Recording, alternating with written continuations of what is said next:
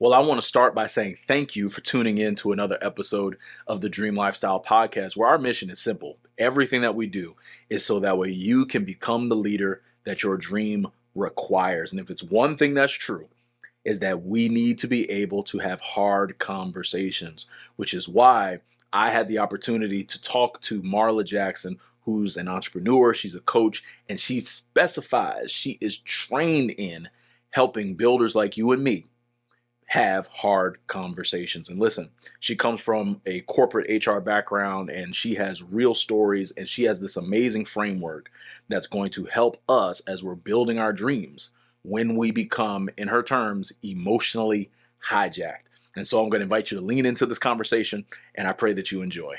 Well, I have the honor and privilege of having Marla Jackson on the Dream Lifestyle podcast. Mrs. Marla, how are you doing, first of all? I'm fine and happy to be here. Excellent, excellent. Well, listen, I'm grateful for your yes. I know that what we're going to be talking about today has everything to do with basically how to have hard conversations. And I know this will be especially valuable to those in the professional space, but even those who are entrepreneurs, ministry leaders, and the such, because all of us, regardless of what space we're in, we're going to need to have hard conversations if we're going to build and do what God's called us to do. So what I want to do is actually just start off how we always do, is just simply by asking you, when did you start building your dream lifestyle? That's such an interesting question because I feel like I'm still building my dream lifestyle. But I have to say, probably to be totally candid, it started after college, right? And so where I knew part of my dream lifestyle was that I knew I wanted to travel the world. I knew I wanted to see the world. I knew I wanted to help people and have an impact on people. And so after college, I believe in divine intervention and the Holy Spirit. And so for some reason, I said I wanted to be in HR. But who knew that human resources would be the thread line for everything that I do. And through that human resources role, it allowed me to travel the world. It allowed me to help to grow up in that space and help very senior executives as well as first line managers through all people issues. And then I left corporate America from another calling, in my 50s, believe it or not. And I wasn't really sure what to do. And trying to figure out what was going to happen next for me. And again, the Holy Spirit downloaded something on me where I was just going through a lot of stuff at once. A lot of things were hitting me at once, we give some people, more credit than they deserve. I think that a lot of that the stuff that I was going through was a pressure test from God, which ultimately came out this the Breathe framework. And so now I'm living the Breathe framework dream lifestyle. I love it. No, you do some amazing work. And what I appreciate about you is how you have done really good with really just putting a solid framework that applies in corporate spaces. Because what I know just in my experience in corporate, as well as just people I know in corporate, hard conversations, there's not much space for it to happen. It's kind of like we're in the meeting, somebody's going to say something, we're not really going to agree, but no one's going to raise their hand and say anything because that's just how we do it, right? So I appreciate just the work you've done with your Breathe framework, but I want to start because you have an interesting term that I want you to explain to people, and the term is for someone to become emotionally hijacked. Yeah. And that's significant. That really leads us into the significance of the Breathe framework. But can you just explain what it means for a leader in the corporate space to become emotionally hijacked? Yeah, absolutely. And the thing is that what became apparent to me is that I became emotionally hijacked in work as well as in my personal life. There were multiple times, and what that means is, our body was meant to protect us. That's just what it does. And sometimes when we're having conversations, we feel like we're under attack. And but we're not under attack. It's just a conversation. And so when you become emotionally hijacked, your body goes into, you want to fight, or you want to freeze, or you want to fumble your words, or you fight through that conversation. So emotionally hijacked is when your amygdala takes over your front prefrontal cortex, and your body just goes into protection mode. And therefore you don't necessarily say the words that you want to say, or you don't say anything at all, or you say things but it didn't land how you intended it to say, because you're reacting from your emotions, not necessarily what's actually happening. So when you walk away and you get back and you're like, dag, I had that conversation and I didn't really mean for it to come out that way, or I didn't say anything that I wanted to say. And so now you're sitting there regretting what you said, whether it's in your personal life, whether it's in the workplace. I call it, you've been emotionally hijacked. You let your emotions lead that conversation versus the facts lead your values, and the facts of what's actually happening lead you through responding through that conversation. So when you're emotionally hijacked, you're reacting versus responding. That's so good. I'm glad. I needed to take a moment for you to explain that, because I've had the privilege of reading the book where you do a great job of explaining the breathe framework.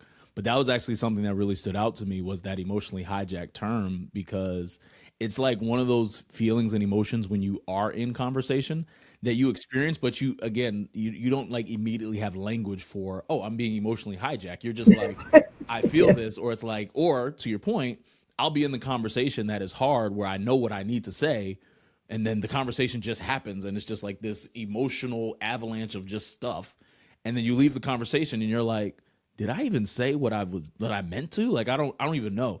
So what I want to do, just for the people listening, right? Like, and again, for me, even in ministry leadership, business leadership, where it's like, this framework has helped me tremendously in having hard conversations.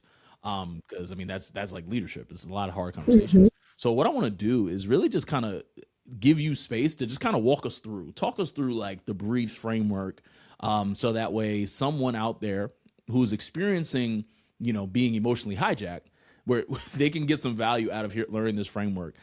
So I know from reading the book that breathe is an acronym. So let's start with B, which basically means with begin calmly. Like, talk us Yeah. through that. Like, how does that, why is that relevant when we become emotionally hijacked? Yeah. So first thing, what I'll say is the framework is called Breathe Through It, and it's actually a mindset as well as a principles values based framework, right? So the mindset is, my emotions don't lead, I do. And so if you have that mindset, because it's always leading from your heart, if you always have that mindset and that posture, so when you're in a difficult conversation or a consequential conversation that you need to have and you're struggling through it, you say to yourself, my emotions don't lead, I do. And I'm going to breathe, right? So that's the whole thing about breathe. And then it's not a linear process, when you breathe through it. Because conversations aren't necessarily linear. Things happen in the moment, they're fluid. And so if you're thinking, oh my goodness, you know what? You have to in my book, I show you how to recognize the trigger, recognize what sets you off, where you get emotionally hijacked, and then you breathe through it. So the first thing that you do is you pause. So the B for the breathe in itself is, breathe, but then you pause, right? So you pause and you inhale and you exhale. And if you guys do that with me right now, you'll even see how it just changes your biological, positioning. Like when you inhale and exhale, it just brings everything down to a level of calm. So let's try it. Let's breathe. Let's go. 1, 2, 3, breathe in. 1, 2, 3, breathe out. Still one more time. Breathe in. Breathe out. Do you feel that?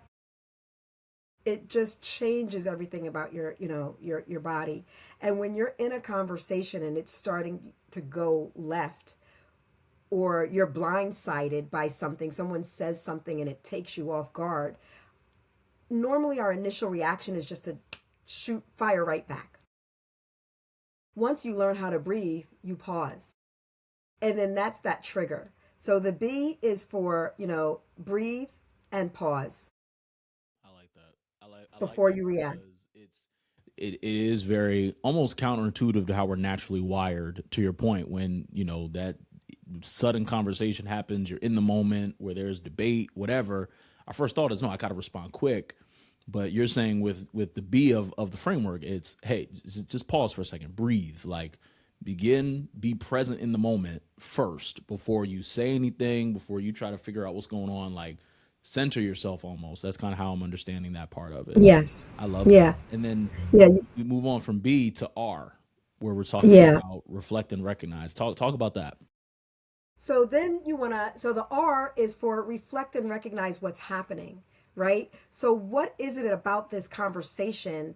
Because we've been trained to just, someone says something, we react. Breathe helps you. Someone says something, you respond. So when you get to that R, you are separating, assumptions from the truth. So someone may have said something, and so you're reflecting on what was it about that I'm being triggered, right? Whatever they just said, it elevated my mood, and it's going to take me away from my values. And now I don't want to be caught up in a conversation where, we're not even talking about what the initial conversation is anymore. Right? So you want to reflect, you want to respond, and you want to do this real time, and you can. And that's what I teach you, right? So you want to be able to say, you want to recognize that I'm about to be pulled out of my element. And I want to reflect on what is it about this? What triggered me to be pulled out of my element? And you can do it quickly. So good. I like that because, when you're having conversations with people, and I should say, yeah, like they can end up hearing things that you're not saying because they're not taking this step. So, it's Exactly. like, they'll take something you said as like a personal attack when it's like, no, I was just giving you constructive feedback. I think you did a great job, but that one piece, but because there was no reflection, there wasn't, a part of the conversation where you recognized, it's like, no, you're attacking me. And it's like, wait a minute, that R is important. I love that. Yeah. I love Yeah. that. And I like how you said separate assumptions from the truth. Yeah. Like that right there saves organizations all in itself. Right. It's, it doesn't, just because it happened doesn't mean it's a fact to what you believe, right? Yes. Oh, that's so good. And I'm a big advocate for just be objective. Like, Yes. you have to be objective. If you're going to grow, if you're going to lead, you have to learn the discipline of being objective. So after we reflect and recognize, after that, we get into E, which is Which empathize. is Talk us which through is the nice thing. And the way I speak about empathy is, we learn when we hear the word empathy, we initially start to think about the other person, which you should do. But you also want to empathize with yourself, because you want to give yourself the space to have that, whatever it was that trigger, whatever it was that emotional reaction, you want to be able to recognize what that was. And, but that doesn't mean it's true, which will get us to the A. But you want to be able to say, yes, what they just said was either taken the wrong way, taken out of context, hurt my feelings, whatever it is. You want to empathize with yourself. And then you also want to empathize with that other person, because maybe they're saying this because they heard me wrong, or maybe they're saying this because they're coming from a place of hurt from something else. So, it's important to reflect and recognize what's happening, and then apply that empathy lens. That's good. So is it fair to say that for the empathy part of it, it's almost taking a second, taking a moment to think about the situation from the other person's perspective? Yes. Is that fair to say? That's good. Percent. That's good. I think Yeah. that's necessary because I think, if we're in a corporate setting, professional setting, especially if you're in like a larger organization, you don't necessarily know all the moving parts because again, it's a large That's right. organization. And so I think that is a really good piece because we would assume in our conversations that, the person that's speaking to us knows all that we have going on, or that when Yeah. we speak to other people, we would assume that you should know all the things I'm doing. So what do you mean this? What do you mean that? And it's like that empathy piece kind of slows it down to at least ask the question of like, To at least ask the question, and also enter it with assume positive intent. Don't always jump to the negative. You know, a lot of people that I coach, you know, they'll talk about, well, my, you know, because they're actually managing up and managing down. And they'll always talk about, well, this person did this or this person did that. And it's like, well, take it from, okay, so your feelings are hurt for whatever happened, or you took it this way. But how about they're also rushing through their day? How about they also have demands? They also have a boss. Even if they're the senior executive, they have a board that they need to manage to. Everybody has somebody else that they need to manage to. And so you don't always know why, you know, what's going on with that person. But you also need to take into account, I'm not telling you why it's important for you to also empathize with yourself, because I'm not telling you to neglect your feelings. I'm not telling you to, you know, because the way you may be feeling might actually be relevant and true. but so that's why, you know, you need to take that minute to pause, right? Because it may be true, but you still want to give that other person the benefit of the doubt. That's good. I like that. So it's empathizing for them, seeing it from their perspective, but also taking time for me to empathize with myself of like, all right, what am I actually feeling? And we're not necessarily saying, if I'm understanding you properly, that whatever it is you're feeling is automatically true, but we're at least making space for there to be awareness of how I'm feeling about whatever. Exactly. And we're also not saying that however you're feeling is not wrong, right? You may be right. Somebody may have come in and yelled at you, and you have every right to be upset. You know, they may have spoken to you in a way that you just did not like, or, you know, sometimes a lot of things that I deal with is where, you know, managers ask, you know, a leader may ask a manager to manage, and then they overstep them and go to somebody else. Well, that manager that you just gave me the work to may feel absolutely overstepped, and they're right to feel that way. But you also want to be able to have the conversation with your manager in a way that says, you know what, I understand that you may be really busy. I understand that you may have a lot on your plate. But when you do this, this makes me feel like you don't trust what I'm doing. I know that may not be the case, but I'm just telling you how this lands on me. So when you take the time to empathize, you're thinking about yourself as well as the other person. That's good. So and that kind of leads us into the A part of the framework, where it's ask and align. Because I think what you said in there that I want to make sure I point out to those listening, when you take the time to empathize, it gives you language. It gives you language to properly communicate, you know, in a way that's productive versus, like you said, right, this entire framework is so we respond, not react. When I empathize, I'm also getting clear so I can communicate well. Hey, when you did that, this is how I felt. Now, I'm thinking that wasn't your intention, but this is how that landed. This is how, you know, I felt as a result of it, which 9 times out of 10 will result in a much better productive conversation. And so that leads us into asking a line. So lean into that, because I think, you know, I don't think as leaders, especially in corporate spaces, we don't ask enough questions. Yeah, right. We do not. Yeah, I think it's real. So the A is ask and align, right? So it's really important to ask questions to be able to clarify intentions, as well as when you ask questions versus assume. Sometimes just asking the right question allows the other person to recognize or realize that they may have done something to offend you, right? So you could just say, hey, I know you were rushing. Did you mean to go over, you know, did you mean to go to my direct report to ask them this, whatever? It just allows, and then I'll be like, oh no, I'm so sorry. I did not mean to do that. I just came out of a meeting and I just saw, you know, Marla in the hallway. So I just went directly to Marla. I didn't mean to bypass you. Right. So now, but if I didn't ask, I would be sitting there, you know, fuming because my boss didn't respect me. They went directly to my direct report. Sorry, I'm on this topic because it's something that I was actually coaching someone through recently. But, you went directly to my direct report. And now I'm sitting there upset, like, oh my goodness, my boss doesn't trust me. So I'm creating this whole story around it when I just could have asked a question and aligned. That's so good. And sometimes they may have meant to go over you.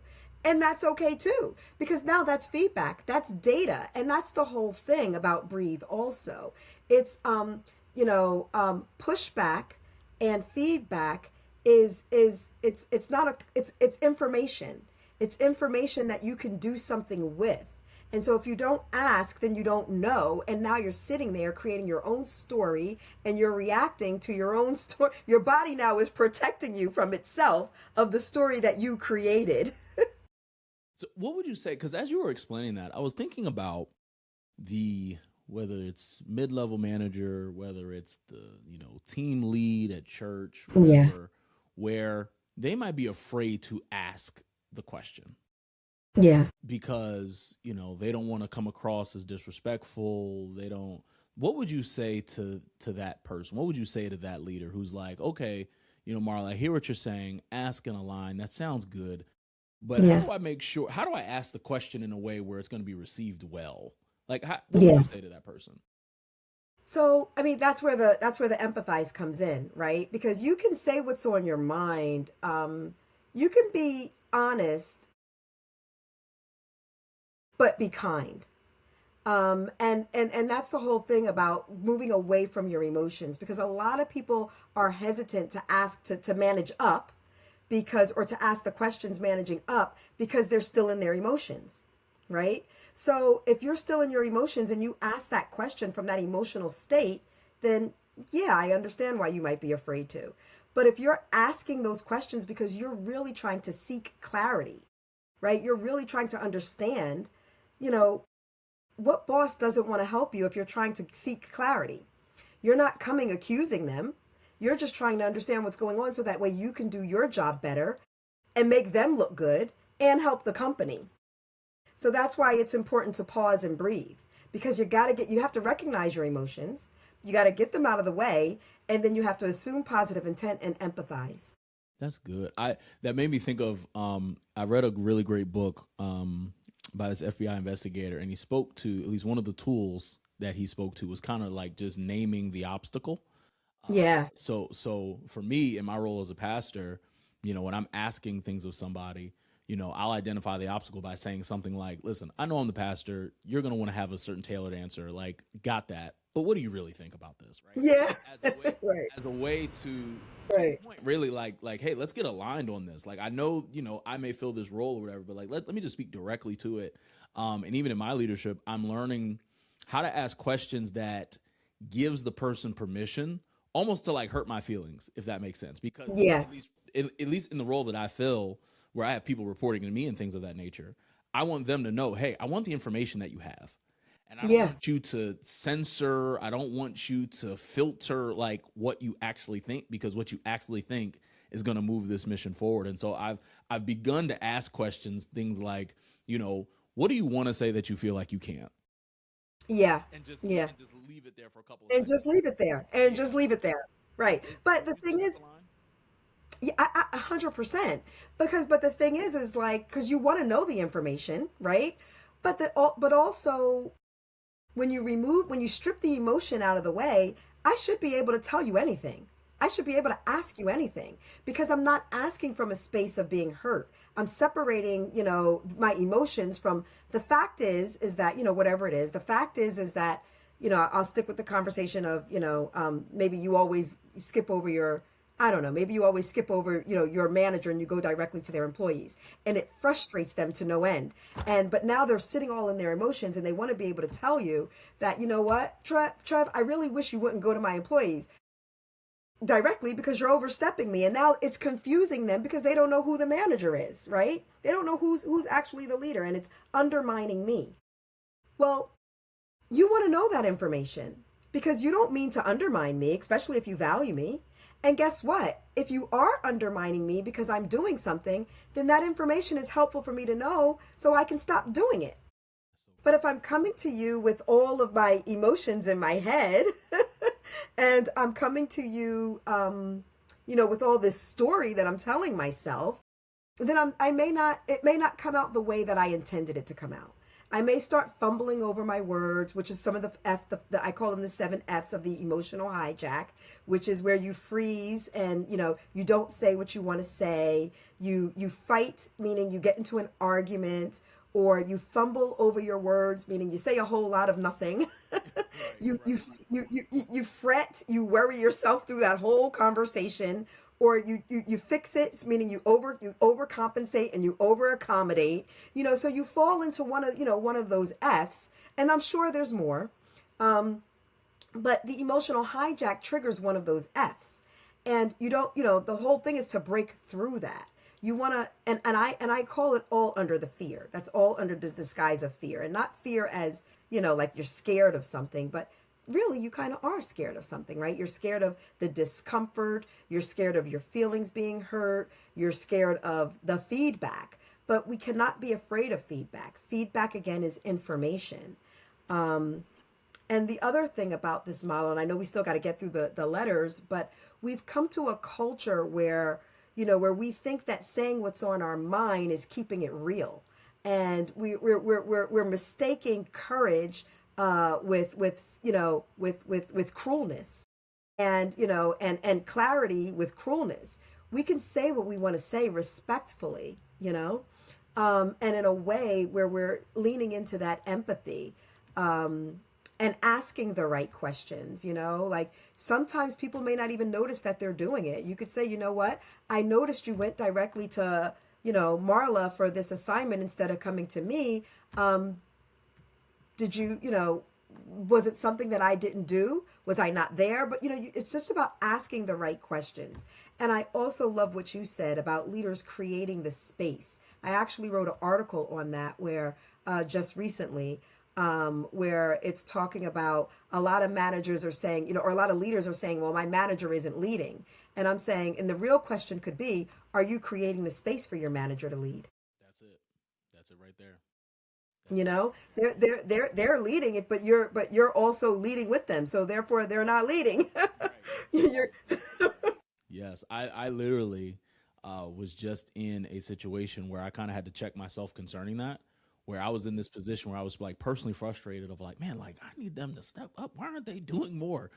But I realized, I'm like, well, if I keep doing the things that I want them to do, I'm always be stuck with it. So I needed to, for me, have the hard conversation. And hard is, more of a blanket term. It wasn't so much like a hard consequential, the consequential conversation. Yes, the consequential conversation of saying, hey, I need you to step up, not because you're doing anything wrong, but because I believe there's more in you and I want you to maximize your potential. So I'm going to stop doing these key things so you can pick them up, so you can see that you're capable of more.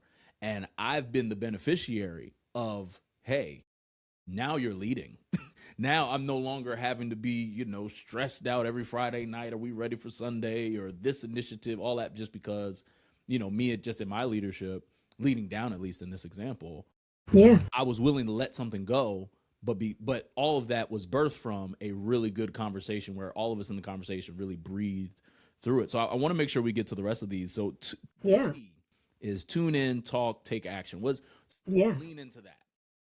So, you need to also notice what's happening internally and externally. So I talked about that a little bit also, but this is really specifically, when you're in the heat of a conversation and you realize that something's not going well, you need to tune into what your body's telling you. Or tune in to what the other person is actually saying. And then talk and take action, right? Which leads naturally also into the H, which is like hold space in here. So the tune in is to tune into what's really going on around you, internally and externally, what's happening with you and the other person. Body language says a lot. So don't just listen for the words, look for the body language. I learned that lesson. This is a story that's in my book where I learned the hard way. I remember I had an assignment in Japan and we were leading this massive change. And when I was there, everybody was saying, yes, yes, yes. And I came back to the States, feeling really good. I met with the leaders in Japan and we got there all on board with this change because everybody's saying yes, yes, yes. And then I got back to the States and nothing moved. Well, I didn't tune in because their yes just meant I hear you. I hear you. I understand. Doesn't mean I agree. Doesn't mean I'm going to do it. Yes. So I had to take another, and my boss was like saying, well, Marla, you said everything. And I said, well, they said yes. Right. So that was what else could yes mean? What else could yes Right. be? Oh my God. But I learned a valuable lesson from that because even though I was in Japan learning that lesson, that applies to us here also. People will say yes, but they really mean, oh, yep, I hear you. I understand, but I'm not doing that. Yeah. That makes me think I recently have been within like the last 2 years, I've really just been like doing a deep dive on organizational leadership. And within that, it's meetings, right? It's like, and what you just said brought up just the action step that everyone who leads a meeting. So if anyone listens, if you ever lead a meeting or if you're even a part of a meeting and you have the voice to speak up, make sure that you are leaving with clear action steps as opposed to, hey, there was no conflict in the meeting, so that means we're all aligned. No, that is We're all an alive. assumption. Like, It's all like good. end the meeting with a quick 5 minutes. Hey, so what did we decide? Hey, who's owning what? Great, because any meeting that's effective has like clear action steps afterwards. Um, 100%. and I've learned like that's like a pet peeve of mine, Marla, where like we'll have a good meeting and then nothing changes, nothing moves. It's like, so we just wasted 60 minutes.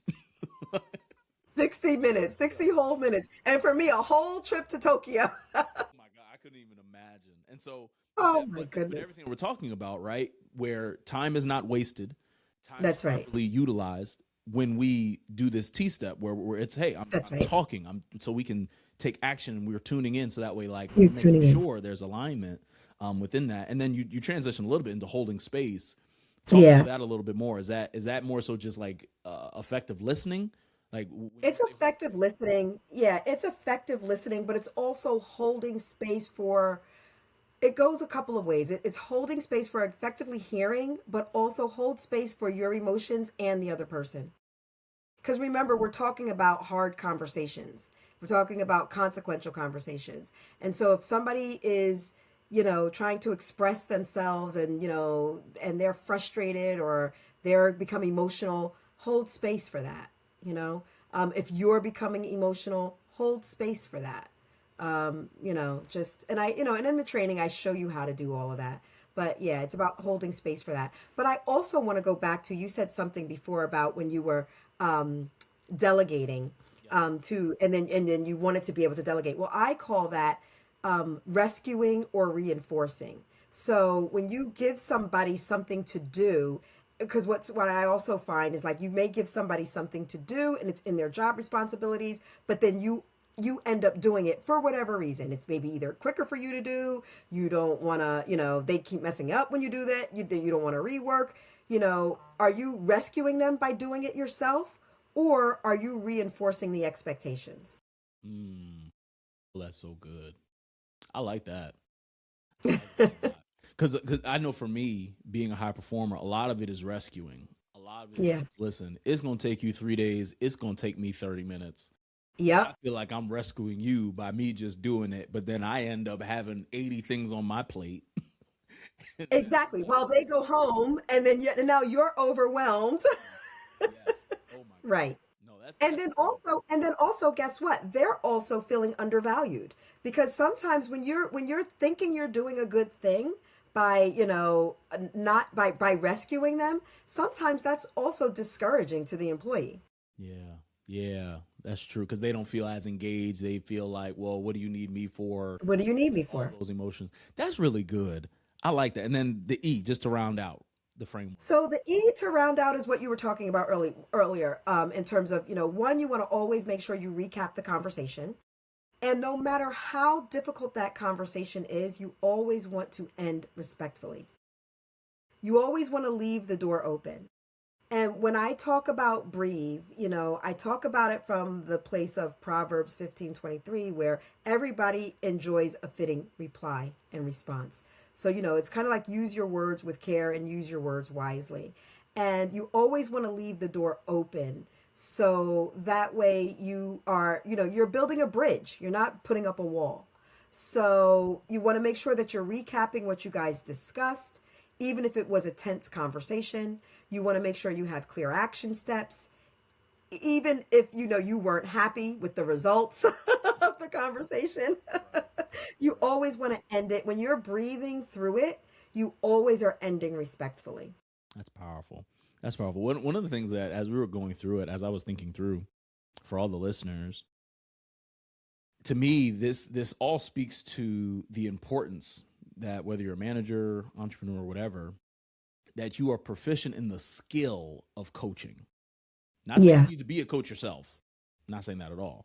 No, right. To some degree, you need to have a good skill of coaching, because even when we were talking about, again, empathizing, asking to align, taking action, like all that to me just speaks to the skill of, okay, can I ask strategic questions for self-discovery? Can I ask questions to Right. really pull out, as opposed to me making statements which might be received, poorly, we'll say. Right. Especially in, again, we're talking about hard conversations. So it's like, Hmm. again, am I good enough at the skill of coaching so that way I can properly breathe through when I'm feeling Yeah. emotionally hijacked? I Yeah. think that's really key. Can you tell us a story of just how, you know, breathe became real to you? Like, can you Yeah. reflect them in, like, because one of the things that I try to be is very practical. Yeah. Lord knows I'm framework guy. I love a good framework. Yeah. But I can see if someone is really intimidated by hard conversations. And again, it Yeah. need to be in a professional space, it can be in personal space, a relationship, whatever. Yeah. Can you just kind of give us a story in your experience of like where this was real? Yeah, well, I can give you. I'll give you two. One, how the breathe framework even came about. Right. Again, I was in a low point in my life where a lot of things were hitting me. A lot of things. I made the decision to leave corporate America, trying to figure out what was next. I um, I had family issues, or extended family issues where I had a extended family member make false accusations about me, and had the cops come to my house. I had my beloved dog passed away, and there was just, this all sounds silly, but it's not. It was monumental. Like, stuff just kept pouring on top of me, and to be honest, I just broke down. I was at a point where I just broke down, and I just got on my knees and I just said, God, I can't breathe. I just said, I can't breathe. And this is literally how this came about. And then I heard the still small voice saying, Marla, you are breathing. And it was kind of, I always, when I talk to God, he's always kind of funny. He's like, you are breathing, or you wouldn't have been able to say you can't breathe. And then let me show you how you breathed throughout your career and throughout your life. And then in the book, I tell a lot of those stories. I tell a story about when, because this was all revealed to me. So I tell a story about when I remember when in my career I was transitioning from a senior role in HR to a lead executive in a department, leading the audit department. And it was a big deal because not a lot of people transition from human resources into the business or into corporate. They pretty much stay in HR. So I was having a meeting. I was invited to a meeting to speak with the head of HR at that time, and I'm thinking that they're going to go and congratulate me because I'm doing something that was never done. That it was never heard of somebody to leave HR to go into corporate, especially as the chief people officer. And I'm thinking I can build bridges. I can learn the business, and they can understand how HR works, and I can represent both. Well, in that meeting, I was scolded. And I was, I mean, I was, I heard all of this feedback that I never ever heard before. And I was stunned. And I sat there and I was like, to the point where it must have been all over my face, because they actually said to me, you look like you never heard this before. And in my mind, I'm screaming, well, I haven't. This is all new information. But I didn't say it. I sat there and I took it, and my silence to them meant confirmation. And so when I took the job as the chief people officer, that feedback followed me in rooms that I wasn't in. And where I thought I was now going to be able to build a bridge between corporate and HR, now all of a sudden I'm battling HR in my job. Like, they didn't want me to do this, they didn't want me to they didn't want me they kind of stifled me from doing my job. And so that was where I froze. right? So that's in the breathe model where you talk about freezing and not using your voice. And if I would have breathed through that, I would have recognized that I am being emotionally hijacked right now. Let me pause and let me respond, not react.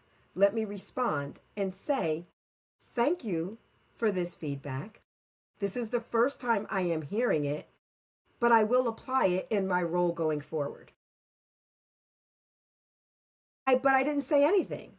And so that followed me. And that was one way where I did not breathe, right? But I came up with one of the F's of me being emotionally hijacked. Another time that worked really well, where I did actually breathe through it, was in my role. I was, I was the senior HR business consultant for the head of the communications department. And at the time, that head of the communications department was known for having a hot temper. And he would yell at so many people, and everybody would leave his office crying.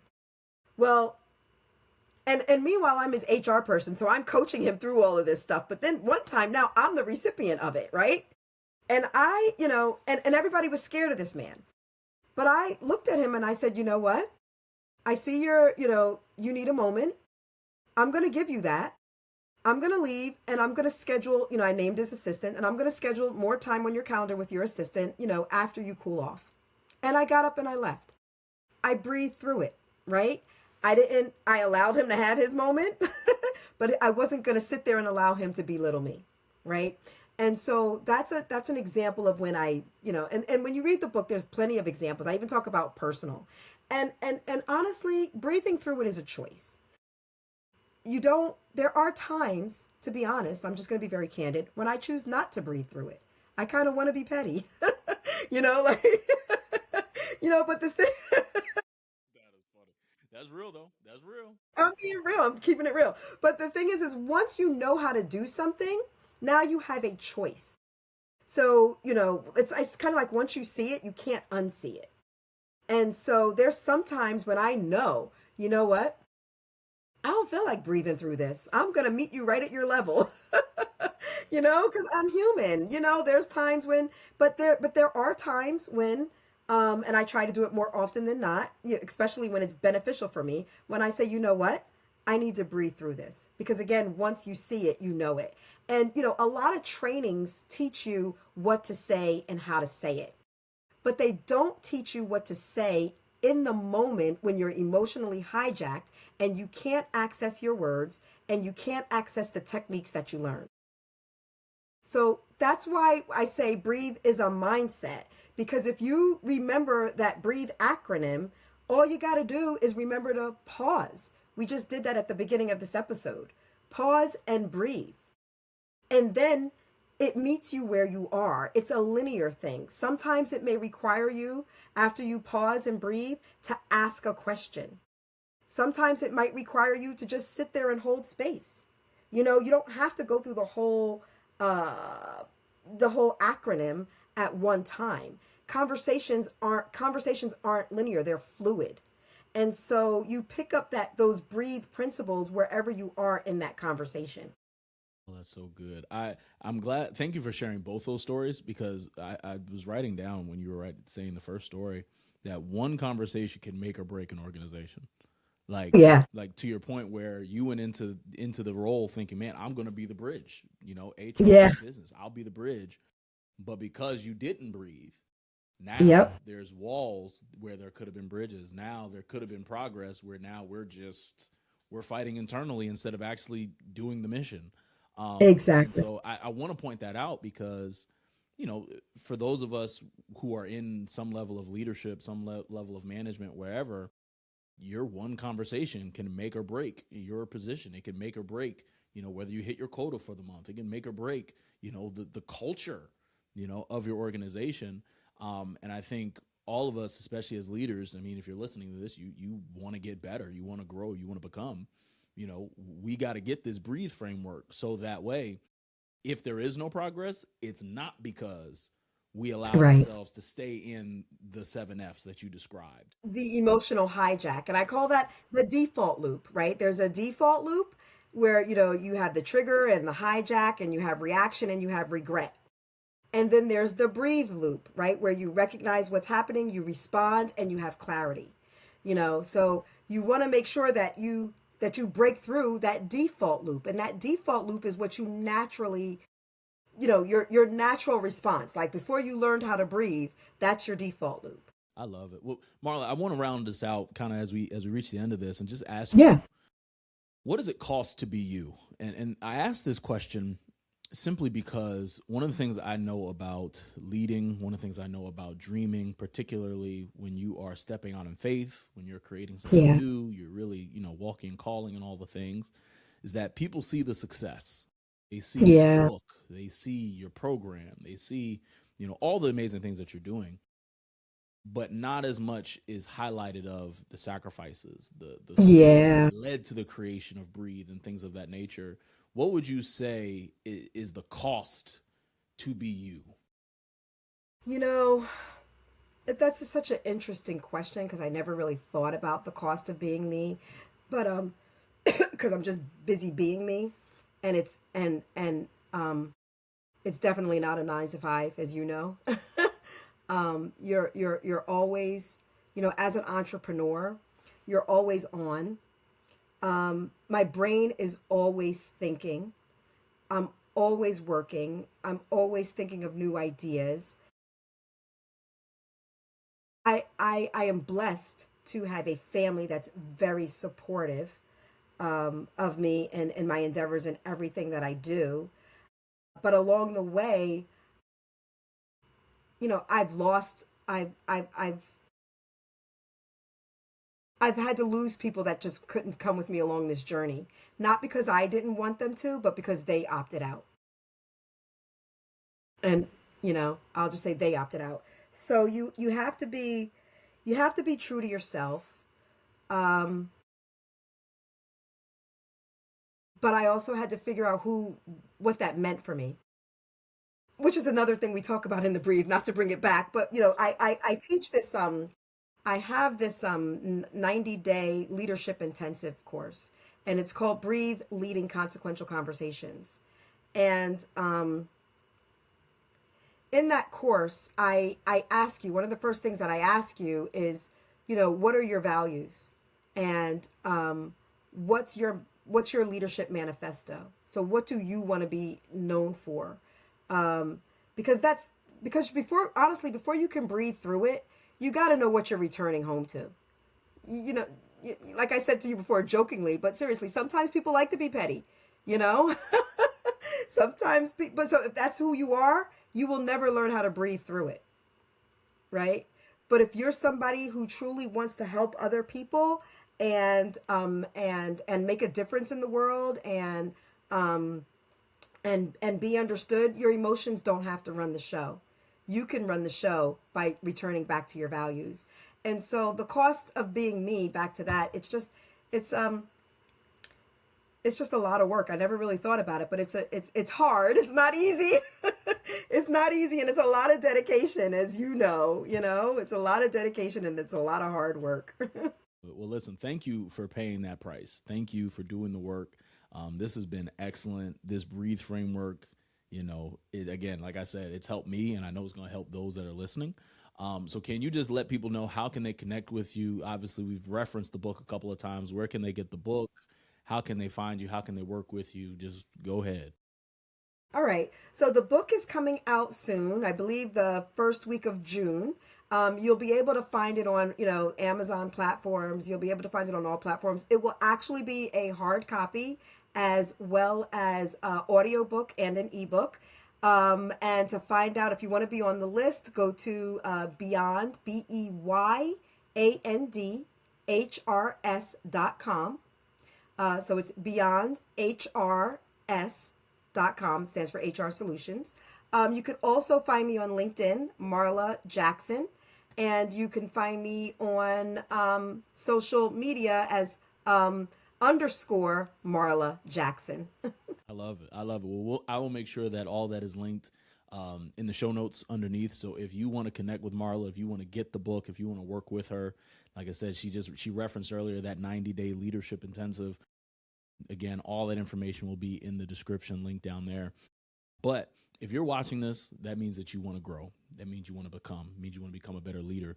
And so I'm grateful for that. And so I pray that you got value out of this conversation. If you did, I don't see how you could listen to this and not, but if you did, do me a favor, share this link with one other person because you want to pass it forward and you simply want to be a blessing to somebody else. And what that does, it allows this platform to reach other people just like you. And so I'm grateful. Thank you. Connect with Marla, and always remember your dream is possible as long as you're willing to grow for it. We'll see you in the next episode.